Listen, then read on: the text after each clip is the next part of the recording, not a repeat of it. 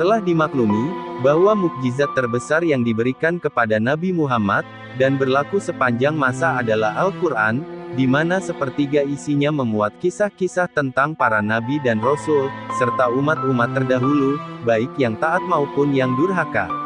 Buku kisah-kisah dalam Al-Quran ini, merupakan salah satu buku yang merangkum semua kisah yang terdapat di dalam Al-Quran.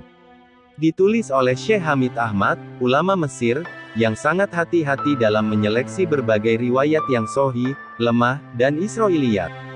Dalam hal ini, penulis lebih mengedepankan kisah yang benar-benar valid dan otentik secara periwayatan. Oleh karenanya, penulis tidak menampilkan kisah-kisah Israiliyat, maupun kisah-kisah yang dinilai lemah dan palsu.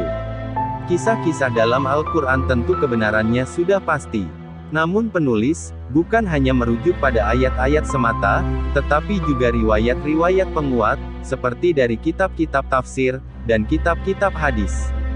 Hanya saja, tidak semua riwayat yang merinci atau menjelaskan kisah-kisah dalam Al-Quran berderajat sahih. Sebagiannya, ada yang berupa cerita-cerita Israiliyat, yang perlu ditimbang ulang dan dipilah-pilah sedemikian rupa. Adapun sebagian hadis terkait, ada yang derajatnya lemah, bahkan palsu, dan tidak layak disematkan kepada orang-orang soleh seperti para nabi dan rasul. Buku ini, memuat materi tentang awal penciptaan, kisah Nabi Adam, Nabi Idris, Nabi Nuh, Nabi Hud, Nabi Soleh, Nabi Ibrahim, kisah Nabi Sulaiman beserta Ratu Saba, dan tidak ketinggalan kisah nabi-nabi lainnya.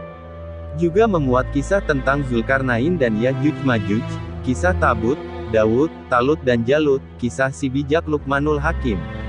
Selain itu, memuat juga kisah tentang Harut dan Marut, kisah Uzair, kisah kaum Saba, kisah Ashabul Kahfi, kisah Ashabul Uhdud, kisah kaum Tuba, kisah pasukan bergajah, dan sebagainya. Mengingat luasnya cakupan isi, serta metode penulisan yang dapat dipertanggungjawabkan secara ilmiah, menjadikan buku ini terlalu sayang untuk dilewatkan. Selamat membaca.